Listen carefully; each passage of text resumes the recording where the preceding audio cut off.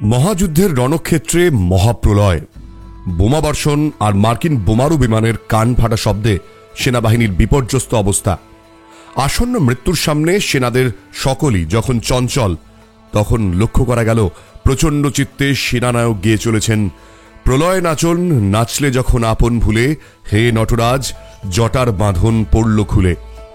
সুভাষচন্দ্রের মতন সেনানায়কের পক্ষেই সম্ভব এমন জীবন রসিক হওয়া, রণক্ষেত্রেও রবীন্দ্র গানের রহস্য সিঞ্চন করা। রবীন্দ্রনাথ ও সুভাষচন্দ্র ছিলেন সমকালের দুই বিপরীত মেরু প্রান্তের দুই ভিন্ন প্রকৃতির মানুষ। তবুও ভারতীয় ইতিহাসের এক প্রাসঙ্গিক সময় দুজনেই গুরুত্বপূর্ণ ভূমিকা পালন করেছিলেন। ভারতের স্বাধীনতা সংগ্রামের এমন বহু পীঠস্থান রয়েছে বা এমন বহু জায়গা রয়েছে যা সম্পর্কে আমাদের আজকে খুব একটা নলেজ বা জ্ঞান নেই, কারণ সে সম্পর্কে আমাদের পড়াশোনা খুব কম। ভারতের স্বাধীনতা সংগ্রাম নিয়ে কথা বলছি, যেখানে সুভাষচন্দ্রের নাম আসবেই আসবে, কিন্তু সুভাষচন্দ্রের সঙ্গে আরেকটি নাম ভারতের স্বাধীনতা সংগ্রাম না হলেও ভারতের মনীষীদের নাম যখন আসে, তখন রবীন্দ্রনাথকে কখনোই আমরা সেখান থেকে আলাদা করতে পারি না, বা রবীন্দ্রনাথের নাম সর্বাগ্রে থাকে। এবং সুভাষচন্দ্র রবীন্দ্রনাথ এই দুজনের সম্পর্ক কেমন ছিল? সুভাষচন্দ্র যতদিন পর্যন্ত রবীন্দ্রনাথকে পেয়েছিলেন, বা রবীন্দ্রনাথ যতদিন পর্যন্ত সুভাষচন্দ্রকে ভারতবর্ষে দেখেছিলেন, ঠিক কেমন ছিল এই দুই মহাপুরুষের জীবনের কাহিনী? কতবার তারা একসঙ্গে মিলেছেন? এমনকি ভারতের স্বাধীনতা সংগ্রামে সুভাষচন্দ্রকে কোন নজরে দেখেছেন রবীন্দ্রনাথ, আর সেই রবীন্দ্রনাথকেই কতটা সম্মান জ্ঞাপন করেছিলেন আমাদের সুভাষচন্দ্র। আজকের আইএম বোসের এই ভিডিওর মধ্যে দিয়ে সেটাই আপনাদের সামনে তুলে ধরবো। আপনাদের সঙ্গে রয়েছে আমি কুণাল বোস। আবারও একটা নতুন ভিডিওতে আপনাদের স্বাগত। আপনারা জানেন যে সুভাষচন্দ্রকে দেশনায়ক আখ্যা বলতে পারেন, উপাধি বলতে পারেন, সম্মান জ্ঞাপন বলতে পারেন, এই সমস্তটাই রবীন্দ্রনাথ একসময় দিয়েছিলেন। হতে পারে যে এর আগে রবীন্দ্রনাথ অনেকে দেশনায়ক আখ্যা দিয়েছেন, কিন্তু সর্বশেষ সুভাষচন্দ্র, যার কাঁধে তিনি গোটা দেশের দায়িত্ব এক প্রকার বলছেন যে প্রায় তিনি সঁপে দিয়ে বলছেন যে এই সুভাষচন্দ্রই হয়তো পারে দেশকে স্বাধীন করতে, এমন একটা চিন্তাভাবনায় রবীন্দ্রনাথ উপনীত হয়েছিলেন একেবারেই শেষ জীবনের শেষ প্রান্তে এসে। কিন্তু আজকের এই ভিডিওতে বিস্তারিতভাবে সেই পর্যায়গুলোই জানবো যে রবীন্দ্রনাথের সঙ্গে প্রথম আলাপ কবে সুভাষচন্দ্রের, এবং তারপর সুভাষচন্দ্র যখন প্রেসিডেন্ট হলেন কংগ্রেসের, এই শান্তিনিকেতন যেখানে আমি দাঁড়িয়ে রয়েছি, এই শান্তিনিকেতনে সুভাষচন্দ্রকে আমন্ত্রণ জানিয়েছিলেন রবীন্দ্রনাথ। সম্ভাষণ, প্রতিভাষণ কি উঠে এসেছিল, এক অপূর্ব ইতিহাসের একটা পরিচ্ছদ যা আজকে আপনাদের সামনে তুলে ধরছে আইএম বোস।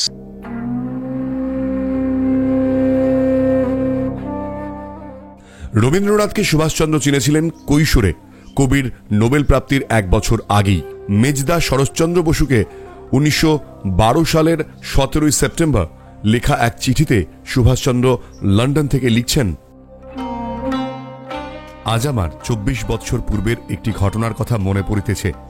তখন আমি ছাত্র ছিলাম এবং আমরা 15-20 জন ছাত্র সেই সময় একদিন কিছু উপদেশের জন্য রবীন্দ্রনাথের কাছে যাই। 24 বৎসর পূর্বের ভারতের ও বাঙালির রাষ্ট্রীয় অবস্থা কিরকম ছিল তাহা বোধহয় অনেকের স্মরণে আছে। একদিকে বিপ্লবী দলের আকর্ষণ, অপরদিকে রামকৃষ্ণ বিবেকানন্দ আদর্শ প্রভৃতি নানারূপ ধারা বাংলার যুবককে নানাভাবে সেই সময় আকর্ষণ করিত। যখন আমরা কবির কাছে যাই, তখন তিনি কি সম্বন্ধে আমাদের বলিবেন তাহার কোনো ধারণা আমাদের ছিল না। সেই সময় পল্লী গঠন সম্বন্ধে তাহার নিজের কি ধারণা, তাহা তিনি অনেকক্ষণ ধরিয়া আমাদের কাছে বলিলেন। তাহার সেই বাণীর মধ্যে উত্তেজনাপূর্ণ কথা ছিল না। প্রথমটা আমরা বুঝতে পারিলাম না, বাংলার ভাবপ্রবণ যুবকদের কাছে কেন তিনি নিরস পল্লী গঠনের কথা বলিতেছেন। সত্য কথা বলিতে কি, তখন আমরা কোনো প্রেরণা বোধ করি নাই। তাহার পর হইতে যতই দিন কাটিতে লাগিল, ততই অনুভব করিতে লাগিলাম যে বাস্তবিক তিনি যাহা বলিয়াছেন তাহার মূল্য কতখানি। প্রথম দেখাতেই সুভাষচন্দ্রের মনে গভীর প্রভাব পড়ে। কেমন ছিল সুভাষচন্দ্রের হৃদয়ে রবীন্দ্রনাথ? রবীন্দ্রনাথ ও সুভাষচন্দ্রের সম্পর্ক বিভিন্ন সময় বিভিন্ন গতিপথ পরিবর্তন করেছে। প্রথম রবীন্দ্রনাথের সাথে সুভাষচন্দ্রের পরিচয় হয়েছিল, সুভাষচন্দ্র নিজেই তার আত্মজীবনীতে লিখেছেন যে সুভাষচন্দ্ররা 1914 সালে স্কুলের ছাত্ররা মিলে রবীন্দ্রনাথের সাথে দেখা করতে এসেছিলেন শান্তিনিকেতনে। কিন্তু সেই সময় রবীন্দ্রনাথ সুভাষচন্দ্রকে পল্লী উন্নয়নের কথা বলেছিলেন, কিন্তু তরুণ হৃদয় কবির পল্লী উন্নয়নের কথা শুনে মনোপ্লুত হয়নি। পরবর্তীকালে তিনি বলেছেন, আমার এখন যত অভিজ্ঞতা বাড়ছে, বয়স বাড়ছে, আমি বুঝতে পারছি ভারতবর্ষে কবির কথা কত প্রাসঙ্গিক, কিন্তু সেই সময় আমার ভালো লাগেনি।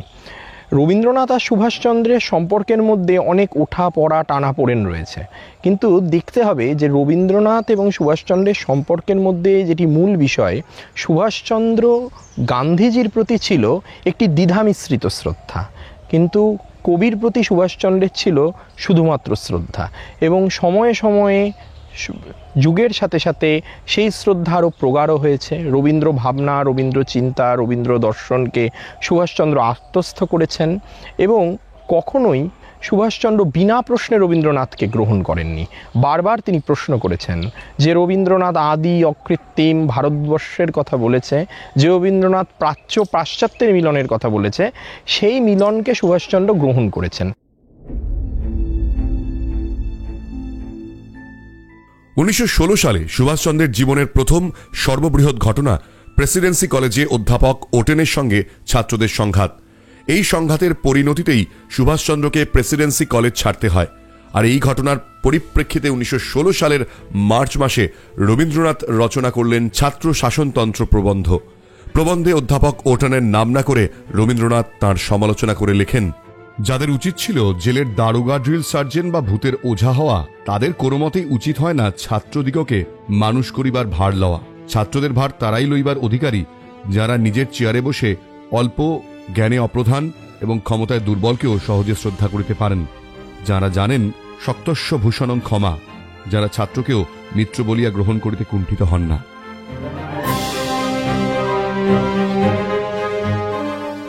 রবীন্দ্রনাথ এবং সুভাষচন্দ্রকে নিয়ে যখন কথা হচ্ছে, যে প্রথমেই বলছিলাম যে রবীন্দ্রনাথের এই শান্তিনিকেতনে সুভাষচন্দ্র কতবার এসেছেন তো বহুবার, কিন্তু রবীন্দ্রনাথের সাথে প্রথম সাক্ষাতের পরও 1921 সালে একটা ঘটনা ঘটেছিল, যখন সুভাষচন্দ্র আইসিএস ত্যাগ করে ফিরছেন দেশে। সেই সময়টা ছিল 16ই ফেব্রুয়ারি থেকে 2রা মার্চ। এই দীর্ঘ সময়টা সুভাষচন্দ্র যখন দেশে ফিরছেন, সেই একই জাহাজে ছিলেন রবীন্দ্রনাথ, এবং রবীন্দ্রনাথের সঙ্গে দীর্ঘ আলোচনা হয় সুভাষচন্দ্রের। বেশ কিছু কথা সেই সময় কবিগুরু বলেছিলেন সুভাষচন্দ্রকে এই দেশ সম্পর্কে, যেটা নেতাজিকে অনুপ্রাণিত করেছিল। এমন কোন আন্দোলনের কথা সেই সময় সুভাষচন্দ্রকে মনে করিয়ে দিয়েছিলেন রবীন্দ্রনাথ? 1921 সাল, আইসিএস ত্যাগ করে সুভাষচন্দ্র দেশে ফিরছেন।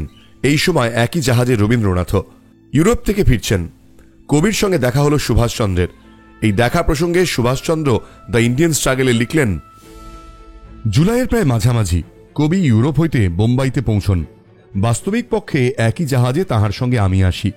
আমাদের যাত্রাপথে তাহার সঙ্গে কংগ্রেস কর্তৃক গৃহীত অসহযোগের নূতন নীতি সম্বন্ধে আলোচনা করিবার সুযোগ আমার হইয়াছিল। তিনি কোনো প্রকারেই ওই নীতির বিরোধী ছিলেন না। তাহার শুধু ঐকান্তিক ইচ্ছা ছিল এই যে আরও বেশি গঠনমূলক কাজ হোক, যাহাতে শেষ পর্যন্ত দেশবাসীর সহযোগিতা ও সমর্থনের উপর সম্পূর্ণরূপে নির্ভর করিয়া এক রাষ্ট্রের মধ্যে আরও একটি রাষ্ট্র গড়িয়া তোলা যায়। তিনি যাহা লিখিয়াছিলেন তাহার সহিত আয়ারল্যান্ডের সিনফিন আন্দোলনের গঠনমূলক দিকের মিল ছিল, এবং আমার মতো ছিল একেবারে অন্যরূপ। তখনও সুভাষচন্দ্র রাজনীতিতে যোগ দেননি। সদ্য আইসিএস পাশ করে, আইসিএস ত্যাগ করে ভারতবর্ষে রাজনীতিতে যোগ দেবেন বলে মনস্থির করেছেন এক তরুণ। সুভাষচন্দ্র রবীন্দ্রনাথের সাথে রাজনীতি নিয়ে কথা বলেছিলেন এবং কবি সেই তরুণকে বলেছিলেন, আয়ারল্যান্ডের সিনফিন আন্দোলনে অনেক গঠনমূলক কাজ হয়, কিন্তু আমাদের ভারতবর্ষের রাজনীতিতে গঠনমূলক কাজ খুব কম। সুভাষচন্দ্র সারা জীবন সেটা মনে রেখেছিলেন। তাই সেই কারণেই যখন অসহযোগ আন্দোলনের বিরোধিতা করছেন রবীন্দ্রনাথ, অন্যান্য বহু রাজনৈতিক নেতা রবীন্দ্রনাথের এই পদক্ষেপের বিরোধিতা করেছেন। রবীন্দ্রনাথকে সরাসরি বলা হয়েছে তিনি ইংরাজের পক্ষে কাজ করছেন, কিন্তু সুভাষচন্দ্র কিন্তু সে কথা বলেননি। তিনি রবীন্দ্র ভাবাদর্শটিকে বুঝতে পেরেছিলেন। 1928 সাল রবীন্দ্রনাথ ও সুভাষচন্দ্রের সম্পর্কের গুরুত্বপূর্ণ সময়। কলকাতার সিটি কলেজের ছাত্রাবাসে সরস্বতী পুজোকে কেন্দ্র করে সরাসরি সংঘাতে জড়ালেন রবীন্দ্রনাথ ও সুভাষচন্দ্র। ব্রাহ্মদের শিক্ষা প্রতিষ্ঠানে মূর্তি পূজা নিষিদ্ধ। সুভাষচন্দ্র দাঁড়ালেন সরস্বতী পুজোর পক্ষে, কথা বললেন ছাত্রদের হয়ে। রবীন্দ্রনাথ কর্তৃপক্ষের পক্ষ নিলেন। এই সংঘাত বহুদিন রবীন্দ্র মরমে সুভাষচন্দ্রের প্রতি বিরূপতা নিয়ে আসে। এই সময়ও সুভাষচন্দ্র কিন্তু রবীন্দ্র সাহিত্য পাঠে মগ্ন ছিলেন। এবং কেন রবীন্দ্রনাথ চাইছেন যে জাতীয় বিপ্লবী আন্দোলনে আরও বেশি বেশি করে গঠনমূলক কাজ হোক, সেই কারণে রবীন্দ্রনাথের সেই চিন্তা চেতনাকে বোঝবার জন্যে মান্দালয় জেলে বসেও তিনি ঘরে বাইরে পড়ছেন। ঘরে বাইরের মতো উপন্যাস, যে উপন্যাস এক কথায় সে যুগের বিপ্লবীরা নস্যাৎ করে দিয়েছিলেন, তারা তাকে ভালোভাবে গ্রহণ করেননি, কিন্তু সুভাষচন্দ্র কিন্তু রবীন্দ্রনাথের ঘরে বাইরে উপন্যাসটিকে মনের থেকে মেনে নিয়েছিলেন এবং তিনি তার অন্তর্নিহিত বাণীকে বুঝতে পেরেছিলেন। তিনি বুঝতে পেরেছিলেন আসলে এই উপন্যাসের চরিত্রগুলি কাল্পনিক নয়, তা আমাদের জাতীয় নেতাদের মধ্যে বিভিন্ন প্রতিভূকে রবীন্দ্রনাথ তুলে ধরছেন এবং তার মাধ্যমে আমাদের বিপ্লবী আন্দোলনকে একটি শিক্ষা দিতে চাইছেন। সালটা ছিল 1933। সুভাষচন্দ্র লিখলেন দ্য ইন্ডিয়ান স্ট্রাগল। সুভাষচন্দ্র চেয়েছিলেন তার এই বইটির মুখবন্ধ মানে ফরওয়ার্ড লেখেন জর্জ বার্নার্ড শ, এবং কিভাবে পৌঁছবেন তার কাছে। রবীন্দ্রনাথকে তিনি একটি চিঠি লিখে অনুরোধ করেন যাতে তিনি জর্জ বার্নার্ড শকে রিকোয়েস্ট করেন সুভাষচন্দ্রের এই বইটির ফরওয়ার্ড লেখার জন্য। এই চিঠির প্রত্যুত্তরে সুভাষচন্দ্রকে কি বলেছিলেন রবীন্দ্রনাথ? সত্যি কি তার কথা রেখেছিলেন, নাকি এমন প্রত্যুত্তরের চিঠি তিনি তাকে পাঠিয়েছিলেন যাতে সুভাষচন্দ্রের মন ভেঙে যায়? আপনাদের জানিয়ে রাখি, এই সময়টা সুভাষচন্দ্র এবং রবীন্দ্রনাথের মাঝে কিছুটা তিক্ততা এবং মন কষাকষির পালা চলছিল। কেন, সেটাও জানাবো আপনাদের আজকে। 1933 সালে এই ঘটনা ইতিহাসে রবীন্দ্র সুভাষ সম্পর্কের একটি অত্যন্ত জটিল দিক। আবার নতুন করে এই সম্পর্ক একটা নতুন বাঁক নিয়েছিল, কারণ ইউরোপে থাকার সময় সুভাষচন্দ্র দ্য ইন্ডিয়ান স্ট্রাগল নামে বিখ্যাত বইটি লিখেছিলেন, আর এই বইয়ের মুখবন্ধ লেখা নিয়ে শুরু হয় বিতর্ক। 1928 সাল সুভাষচন্দ্র এবং রবীন্দ্রনাথের সম্পর্কে সবচেয়ে ঝঞ্ঝা বিক্ষুব্ধ সময়। সিটি কলেজে সরস্বতী পুজোকে কেন্দ্র করে রবীন্দ্রনাথ এবং সুভাষচন্দ্রের সম্পর্কের অবনতি হয়। পরবর্তীকালে আমরা দেখতে পারি 1930 থেকে বাংলায় যে নতুন বিপ্লবী আন্দোলন শুরু হয়েছিল, ব্রিটিশ সরকার তাদের ইন্টেলিজেন্স ফাইলে তার নাটের গুরু বলে ধরে নিচ্ছেন সুভাষচন্দ্রকেই, এবং সুভাষচন্দ্রকে 1932 সালে গ্রেপ্তার করা হচ্ছে। 1933 সালে সুভাষচন্দ্র মুক্তি পাচ্ছেন, তবে নির্বাসনের শর্ত মেনে নিয়ে। সুভাষচন্দ্রকে ভারত ছেড়ে ইউরোপের মাটিতে চলে যেতে হবে। সুভাষচন্দ্র চলে যান এবং সেখানে এক নিরুপদ্রব জীবন কাটাতে কাটাতে সুভাষচন্দ্রের সঙ্গে যোগাযোগ হয়েছিল হুইশার্ট অ্যান্ড কোম্পানির। তারা সুভাষচন্দ্রকে ভারতের জাতীয় বিপ্লবী আন্দোলনের উপর তার অভিজ্ঞতাকে কেন্দ্র করে একটি গ্রন্থ লেখার জন্যে অনুরোধ করেন। সুভাষচন্দ্রও সেই অনুরোধ ফেলতে না পেরে একটি গ্রন্থ লেখায় মনোনিবেশ করলেন এবং এই প্রথম সুভাষচন্দ্র তার জীবনের সবচেয়ে বড় গ্রন্থ দ্য ইন্ডিয়ান স্ট্রাগল লিখতে শুরু করলেন। ইন্ডিয়ান স্ট্রাগল লেখার সময় সুভাষচন্দ্র বুঝতে পেরেছিলেন যে একটি নতুন ঝড় আসতে চলেছে, কারণ এর আগে বিভিন্ন রাজনৈতিক সভা মঞ্চে তিনি গান্ধীর নীতির যে টুকরো টুকরো বিরোধিতা করেছেন, এই প্রথম একটি ডকুমেন্টেশন রূপে ছাপানো গ্রন্থে গান্ধী নীতি সেই বিরোধিতাগুলো তিনি করতে চলেছেন এবং ভবিষ্যৎ প্রজন্মের কাছে তার বক্তব্য ধরা থাকবে এই ইন্ডিয়ান স্ট্রাগলে। তাই সুভাষচন্দ্র এই ঐতিহাসিক গ্রন্থের গুরুত্ব উপলব্ধি করেই রবীন্দ্রনাথকে একটি চিঠি লিখেছিলেন, যে গ্রন্থটির যদি মুখবন্ধ বার্নার্ড শকে দিয়ে লেখানো যায়, তাই রবীন্দ্রনাথ যদি তার হয়ে একটি অনুরোধ করেন।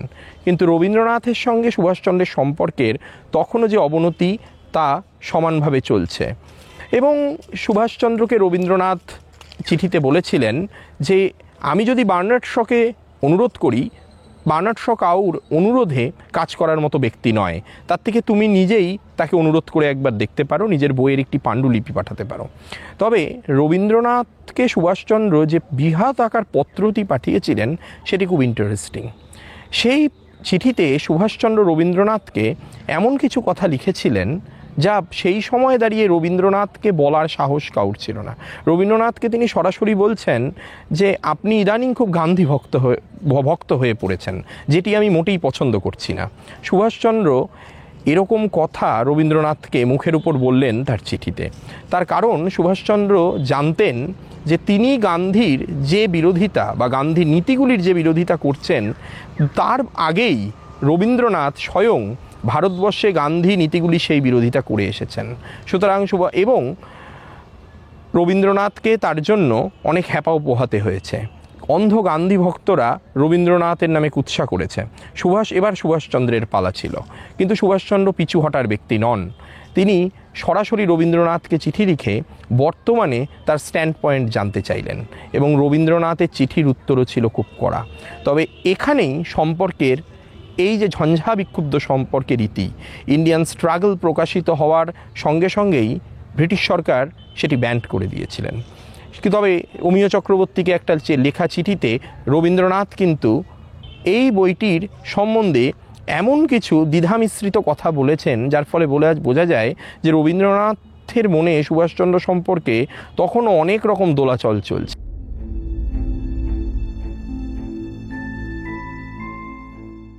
সুভাষচন্দ্রের সঙ্গে রবীন্দ্রনাথের সম্পর্কের এই টানাপোড়েনের অবসান হয় 1938 সালে।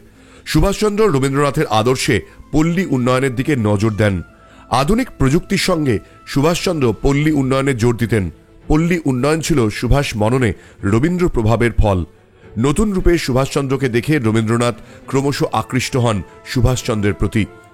1938 সালে মুগ্ধ হলেন সুভাষচন্দ্র।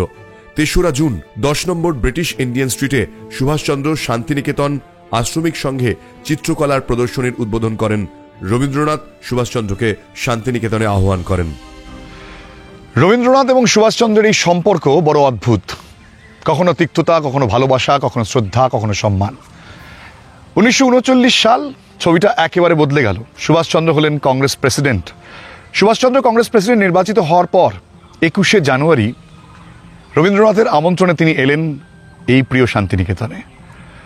শান্তিনিকেতনে আম্রকুঞ্জে এক জাঁকজমকপূর্ণ অনুষ্ঠানে রবীন্দ্রনাথ এবং গোটা শান্তিনিকেতন সুভাষচন্দ্রকে সম্মাননা জ্ঞাপন করল, সংবর্ধনা দিল। রবীন্দ্রনাথ কিছু কথা বলেছিলেন সুভাষচন্দ্রের উদ্দেশ্যে, এবং সুভাষচন্দ্র প্রত্যুত্তরে এমন কিছু শব্দ ব্যবহার করেছিলেন রবীন্দ্রনাথ এবং শান্তিনিকেতন সম্পর্কে, যা সুভাষচন্দ্রের শান্তিনিকেতনের প্রতি শ্রদ্ধা এবং রবীন্দ্রনাথকে তিনি কোন চোখে দেখেন সেটা সেদিনকে পরিষ্কার হয়ে গিয়েছিল। এবং আরেকটা জিনিসও পরিষ্কার হয়ে গিয়েছিল, রবীন্দ্রনাথ বুঝতে পেরেছিলেন ভারতের ভাগ্যবিধাতা হিসাবে যদি কেউ আগামী দিনে এগিয়ে আসতে পারেন, ভারতকে স্বাধীনতার পথ যিনি প্রশস্ত করে দেখাতে পারেন, তিনি আর কেউ নন, তিনি স্বয়ং সুভাষচন্দ্র।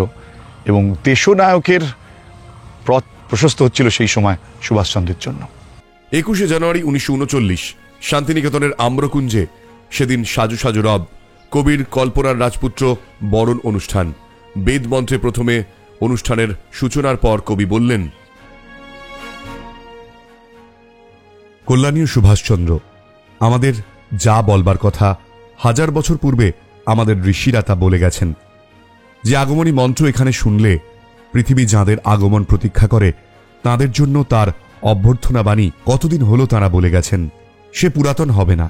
সমস্ত দেশে যে অভ্যর্থনার ভেতর দিয়ে তুমি এসেছ, আমাদের দেশ তোমাকে যে আসন দিয়েছে, সেই আসনের বার্তা রয়েছে ঋষিদের সেই পবিত্র বাণীর ভেতরে। তাঁদের বাণীতে তুমি পেয়েছ তোমার আসন। আমার খুশি হবার একটা কারণ হচ্ছে এই সুযোগে তুমি আমার পরিচয় পাবে। তোমাকে আমি রাষ্ট্র নেতা রূপে স্বীকার করেছি মনে মনে। আমার সংকল্প আছে জনতার মধ্যে আমার সেই বাণী আমি প্রকাশ করব। তুমি বাংলাদেশের রাষ্ট্রীয় অধিপতির আসনে প্রতিষ্ঠিত হয়েছ। অন্য দেশকে আমি জানি না, সেখানে আমার জোর খাটবে না। আমি বাঙালি, বাংলাকে জানি। বাংলার প্রয়োজন অসীম, সেই জন্য তোমাকে যদি আহ্বান করি স্বীকার করতে হবে।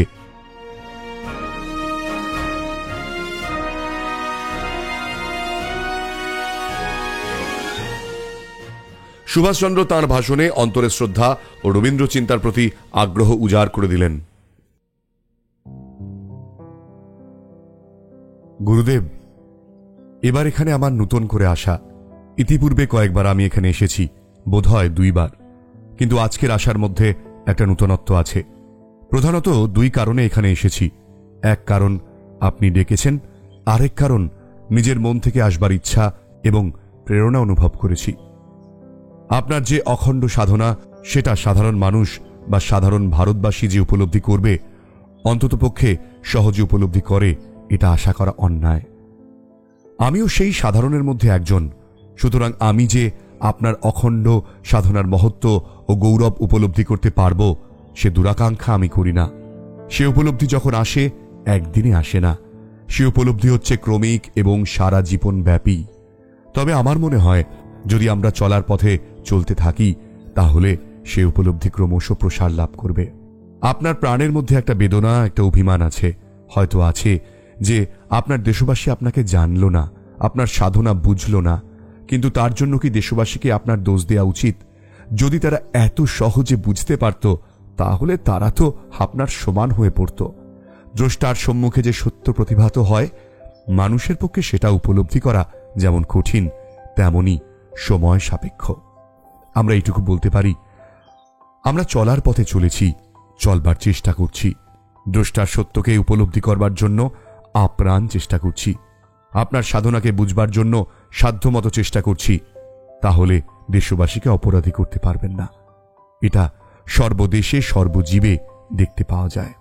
যারা নূতন পথ দেখান, মানুষকে যারা নূতন সত্যের উপলব্ধি করবার চেষ্টা করেন, তাদের মহত্ব, তাদের মূল্য সাধারণ লোকে বুঝে না, বরং সেই সত্যদ্রষ্টা ও সাধকদের শুলে চড়াবার চেষ্টা করে। সুতরাং আপনার দেশবাসীর যে নিশ্চষ্টতা আপনি দেখেছেন ও উপলব্ধি করেছেন, সেটা শুধু আমাদের দেশের লোকের ধর্ম নয়, বোধহয় মানব জাতির ধর্ম।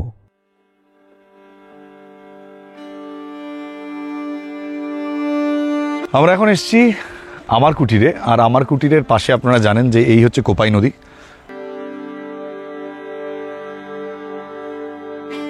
আমার কুটির আসলে আপনারা মূলত এখানে যে গ্রামীণ কুটির শিল্প রয়েছে তার জিনিসপত্র, এখানকার যে হ্যান্ডলুম, সেগুলো আপনারা কেনেন এখানে আসলে। কিন্তু এই আমার কুটিরের একটা ইতিহাস রয়েছে, কিন্তু এই দীর্ঘ ইতিহাস আমার কুটিরের, যেটা বলা হয় যে 1926 ঠিক এই সময়টায় বিপ্লবী সুসেন মুখার্জি তিনি এখানে একটা বিপ্লবীদের আখড়া তৈরি করেছিলেন। মূলত উদ্দেশ্য ছিল এখানে রবীন্দ্রনাথের দ্বারা উদ্বুদ্ধ হয়ে একটা যে গ্রামের উন্নয়ন তারা সবসময় চাইতেন। সুভাষচন্দ্র কিন্তু এখানে এসেছিলেন আমার কুটিরে। 1938 সালে এই আমার কুটিরে এসেছিলেন স্বয়ং সুভাষচন্দ্র। সুসেন মুখার্জি মাঝখানে 1930s সেই সময় গ্রেফতার হন। গ্রেফতার হওয়ার পরেই আমার কুটিরের এখানটায় যে এই কর্মকাণ্ডটা সম্পূর্ণ বন্ধ হয়ে গিয়েছিল। আবার 1932-তে তিনি ছাড়া পান। ধীরে ধীরে তখন বিপ্লবীরা এখানে আসতে শুরু করেন। সুভাষচন্দ্র কিন্তু তারপরেই এসেছিলেন। সুসেন মুখার্জির সাথে সুভাষচন্দ্রের খুব ঘনিষ্ঠ যোগাযোগ ছিল, এবং আমরা দেখতে পাই যে 30 সালে যখন চট্টগ্রাম অস্ত্রাগার লুণ্ঠনের ঘটনা ঘটলো, তারপর বিপ্লবীরা বিভিন্ন জায়গায় শেল্টার নিতে শুরু করলো। তো সেই সময় তারা এখানেও এসেছিল, এই আমার কুটিরের এখানে শেল্টার নিয়েছিল। ফলে ব্রিটিশ পুলিশ এই জায়গাগুলো, এই চত্বরগুলোতে রেড করে এবং সুসেন মুখার্জিকে গ্রেপ্তার করে। তারপর কোনো অবস্থাতেই তারা সুসেন মুখার্জিকে মুক্তি দিতে রাজি ছিল না। সুসেন মুখার্জি এবং তার অন্যান্য যে বিপ্লবী সাথীরা তাদেরকে মুক্তি দিতে রাজি ছিল না। 37 সাল থেকে একটা বন্দি মুক্তি আন্দোলন সুভাষচন্দ্র কংগ্রেসের ভেতরে লিড করছিলেন, এবং সুভাষচন্দ্রের অধীনে সেই সময় ডক্টর রাম মনোহর লোহিয়া, যিনি ফ্রান্স এবং বিভিন্ন দেশের কাছে এই বার্তাটা পৌঁছে দিচ্ছিলেন যে এটা ইনহিউম্যান ভাবে কিভাবে ব্রিটিশরা স্টেট প্রিজনার না করে দিনের পর দিন জেলে বন্দি রেখেছে বিপ্লবীদেরকে। 1937-এর যে বন্দি মুক্তি আন্দোলনের পর যখন সুসেন মুখার্জিরা বাইরে বেরিয়ে এলেন, সুভাষচন্দ্রকে তারা এখানে স্বাগত জানান। এবং 1938 সালে যখন সুভাষচন্দ্র সভাপতি হলেন কংগ্রেসের, তারপর রবীন্দ্রনাথের ডাকে সাড়া দিয়ে তিনি এখানে এলেন, শান্তিনিকেতনে এলেন, এবং এখানে যে অনুষ্ঠানটি হয়েছিল সেখানে রবীন্দ্রনাথ সেই অনুষ্ঠানে পৌরোহিত্য করেছিলেন, এবং সুসেন মুখার্জি নেতৃত্বে সমস্ত বিপ্লবীরা এখানে জড়ো হয়েছিলেন এই অনুষ্ঠানে।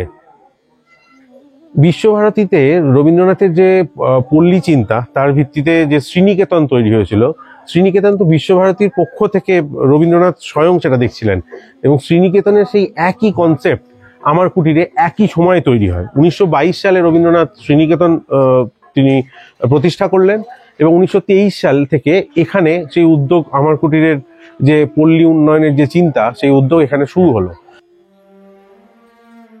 শান্তিনিকেতনের দায়িত্ব কবি দিতে চাইলেন সুভাষচন্দ্রের উপর। 21শে জানুয়ারি অভ্যর্থনার পর সুভাষচন্দ্র শান্তিনিকেতন থেকে ফিরে আসেন। তার 4 দিন পর 27শে জানুয়ারি রবীন্দ্রনাথ সুভাষচন্দ্রকে যে পত্র দিলেন তার রীতিমতো বিস্ময়কর।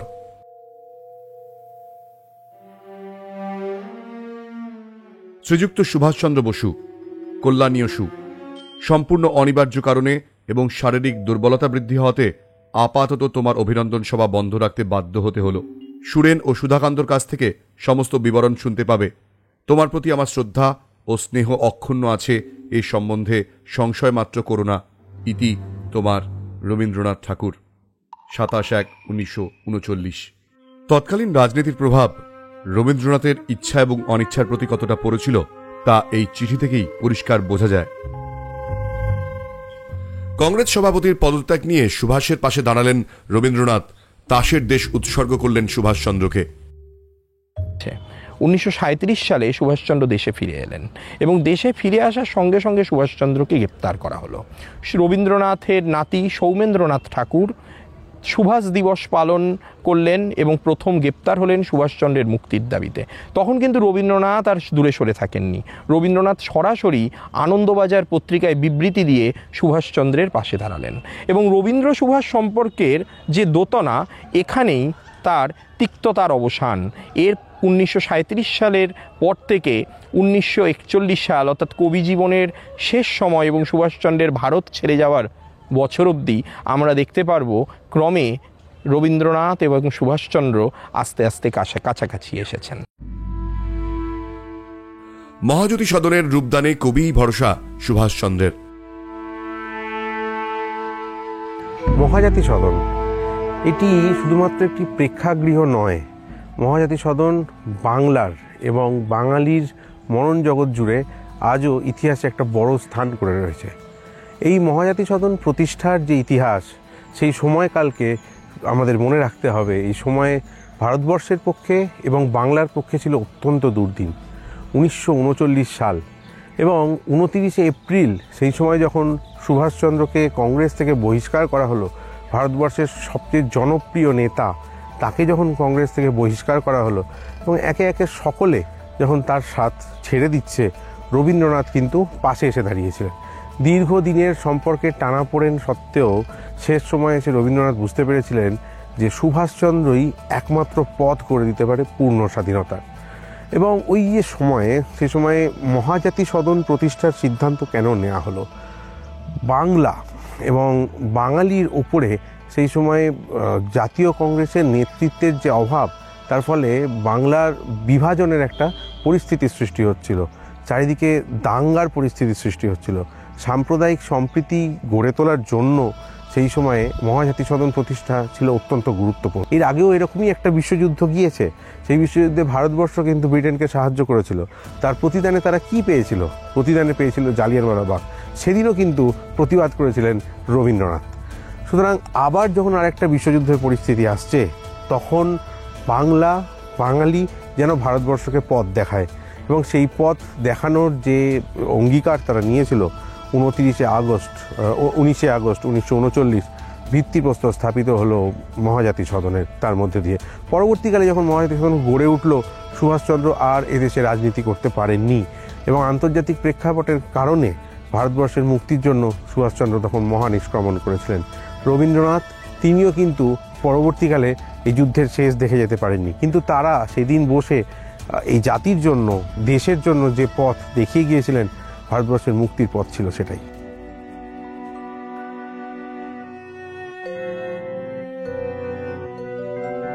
ওই মহামানব আসে রে, ওই মহামানব আসে, দিকে দিকে রোমাঞ্চ লাগে। জীবন সায়ান্নে এসে রবীন্দ্রনাথ লিখলেন মানবতার গান, ওই মহামানব আসে। জানি এই গানটি শোনার পরই মনে হচ্ছে এই গান তো সুভাষচন্দ্রের জন্যই লিখেছিলেন রবীন্দ্রনাথ। এক্স্যাক্টলি ঠিকই ধরেছেন, রবীন্দ্রনাথ এই গান লিখেছিলেন তার নাতি সৌমেন্দ্রনাথ ঠাকুরের অনুরোধে। কিন্তু এই গান যখন রবীন্দ্রনাথ লিখছেন, আর কিছুদিন পরেই রবীন্দ্রনাথের মৃত্যু হয়। তার জীবনের শেষ পয়লা বৈশাখ ছিল এটি, যেদিন এই গান বেঁধেছিলেন তিনি। নরলোকে বাজে জয় ডঙ্ক, এলো মহাজন্মের লগ্ন, এলো মহাজন্মের।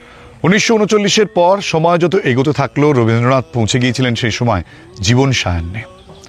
মৃত্যুর ঠিক 1.5 মাস আগে রবীন্দ্রনাথ লিখলেন একটি ছোট গল্প, বদনাম। এবং এই বদনামের মূল চরিত্র বিপ্লবী অনিল বিপ্লবী। এই অনিল বিপ্লবী যে চরিত্রটা, এই চরিত্রের মধ্যে থেকে তার যে চারিত্রিক গুণ বা চারিত্রিক বৈশিষ্ট্য রবীন্দ্রনাথ ব্যাখ্যা করলেন, তাতে পরিষ্কার ছিল তিনি আর কেউ নন, সুভাষচন্দ্রের কথাই বলছেন।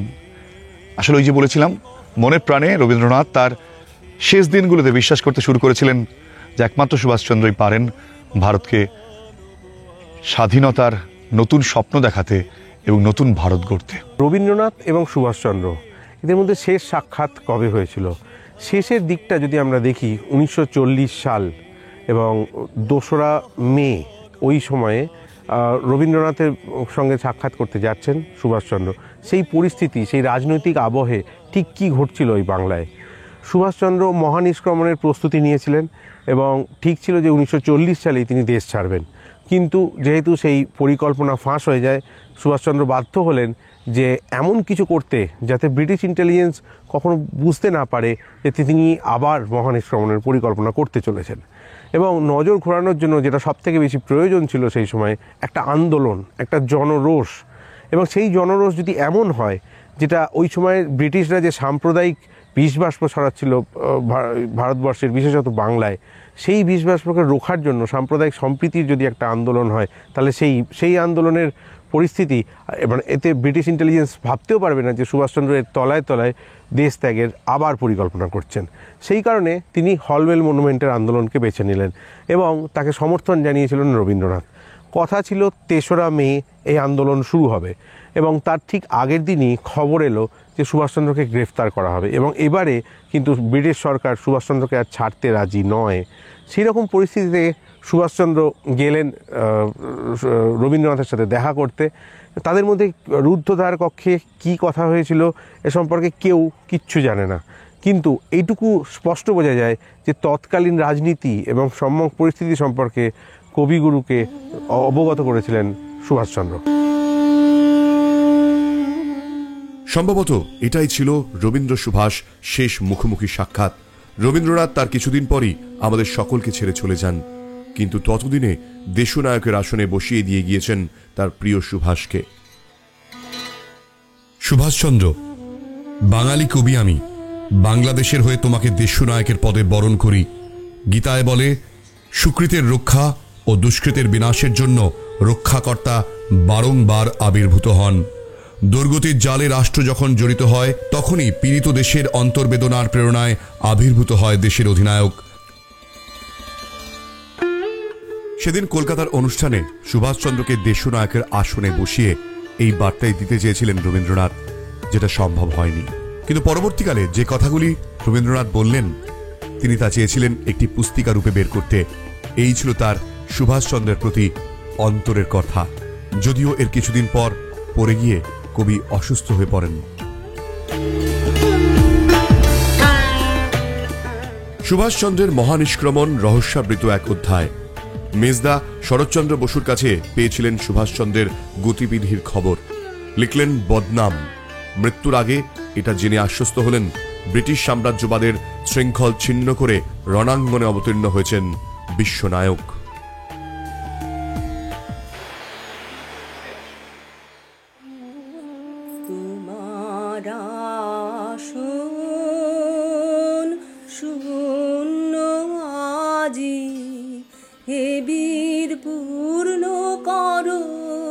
রবীন্দ্রনাথ এবং সুভাষ সম্পর্কিত এই যে তথ্য সমৃদ্ধ ভিডিও, এটা করতে আমি এসেছিলাম রবীন্দ্রনাথের প্রিয় জায়গা শান্তিনিকেতনে। শান্তিনিকেতন আগের থেকে অনেকটাই বদলে গিয়েছে। সেই পুরনো ইতিহাস, সেই পুরনো ঐতিহ্য ধরে রাখা হয়তো আজকের সময় বড় কঠিন, কিন্তু আই.এম. বোস অবশ্যই সেই চেষ্টাটাই প্রত্যেক মুহূর্তে করে যাচ্ছে, সেই ইতিহাসকে আপনাদের সামনে নিয়ে আসার। যে ইতিহাস একসময় এই প্রকৃতি, এই বাংলার বুকে ভারতকে স্বাধীন করার জন্য প্রত্যেকটা পদক্ষেপে এই মানুষগুলো মিলিত হয়েছিলেন, একত্রিত হয়েছিলেন। বাংলার ইতিহাসে সুভাষচন্দ্রের নাম যখনই আসবে তখনই রবীন্দ্রনাথ ভীষণভাবে প্রাসঙ্গিক, এই কারণ তৎকালীন সময় রবীন্দ্রনাথের থেকে বড় ব্যক্তিত্ব হয়তো এ বাংলায় কেন, ভারতেও খুব কম ছিলেন। তাই রবীন্দ্রনাথ সুভাষ সম্পর্ক কেমন ছিল এটা জানতে আমি যেমন আগ্রহী ছিলাম, আমি আশা করি আপনারাও আগ্রহী ছিলেন। আমার এই ক্ষুদ্র প্রচেষ্টার মাধ্যমে চেষ্টা করলাম এই ভিডিওতে সেই সকল তথ্য তুলে ধরার, যেগুলো তুলে ধরতে পারলাম না, তার জন্য দুঃখিত। আপনাদের সকলকে ধন্যবাদ, বিশেষ করে তাদের যারা আমাকে আজকে এই ভিডিওটা করার জন্য এখানে পৌঁছে দিয়েছেন, এবং আপনাদের বিশেষ করে যারা আমার এই ভিডিও দেখেন প্রত্যেক দিন, আমাকে অনুপ্রাণিত করেন। এই ভালোবাসা আগামী দিনেও এগিয়ে চলুক। আই.এম. বোস আপনাদের সামনে এই ধরনের ভিডিও আগামী দিনে আরও অনেক নিয়ে আসতে পারুক, এই আশা আপনারা প্লিজ রাখবেন। ভিডিওটা শেষ করছি, যেতে যেতে আবার ওই একই কথা বলবো যে ভিডিও বানাতে আমার অনেক সময় লাগে, কিন্তু আপনাদের সাবস্ক্রাইব করতে মাত্র 1 সেকেন্ড লাগে। তাই সাবস্ক্রাইব না করে যাবেন না। দেখা হচ্ছে নতুন আবার একটা এপিসোডে। আজকের মতন এখানে যাচ্ছি, শেষ করছি। জয় হিন্দ। ওই যে দেখি বসুন্ধরা কাঁপলো থরো থরো, হে বীর পূর্ণ করো, হে বীর পূর্ণ